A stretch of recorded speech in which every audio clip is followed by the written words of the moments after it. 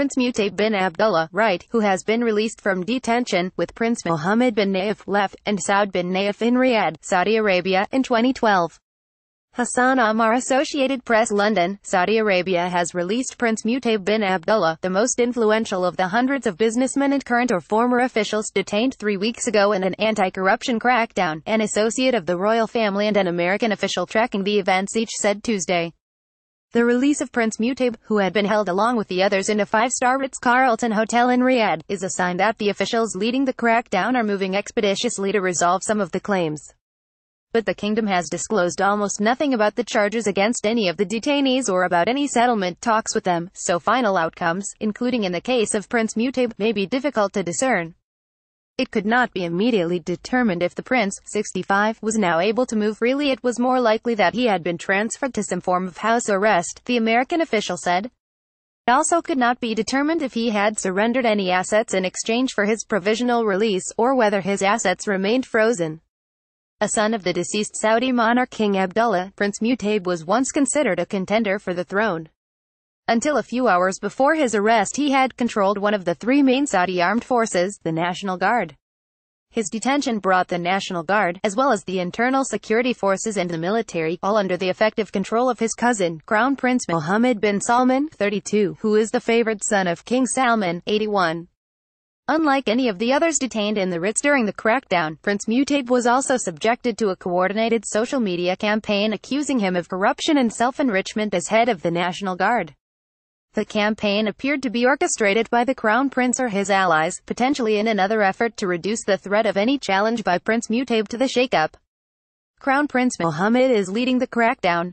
He heads a special anti-corruption committee, created by a decree from his father hours before the arrests, that has been granted the authority to detain any individual and confiscate any assets at its discretion.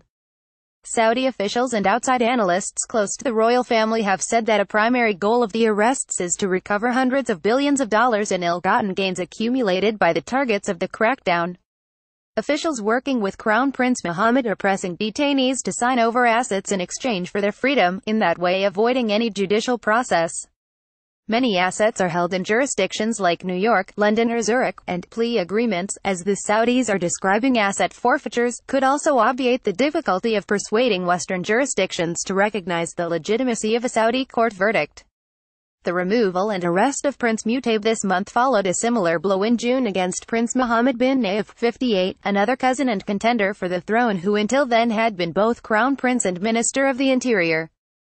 King Salman removed both those titles to make Mohammed bin Salman the Crown Prince. King Salman and Crown Prince Mohammed appeared to be taking no chances, setting the stage for their subsequent crackdown.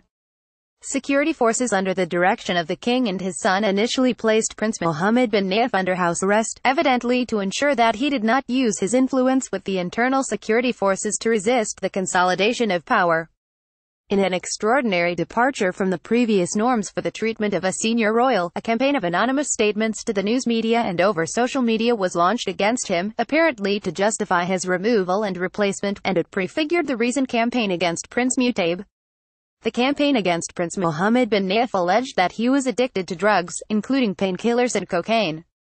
When Prince Mohammed bin Nayef appeared in public this month at a family funeral, American officials took his freedom of movement as a positive sign for the stability of the kingdom. The officials believed the 2 cousins, Prince Mohammed bin Nayef and Crown Prince Mohammed bin Salman, had reached an accommodation. And video from the funeral captured many public expressions of loyalty to the former crown prince, but the following day his assets were frozen as part of the crackdown. The American official tracking the situation said Tuesday that other low-level detainees had also been released and as many as 600 bank accounts of dependents of the detained had been unfrozen. Follow David Kirkpatrick on Twitter at @Tonight. Ben Hubbard contributed reporting from Paris, and Eric Schmidt from Washington. A version of this article appears in print on November 29, 2017, on page A9 of the New York edition with the headline "Saudi Arabia provisionally grants Prince his release."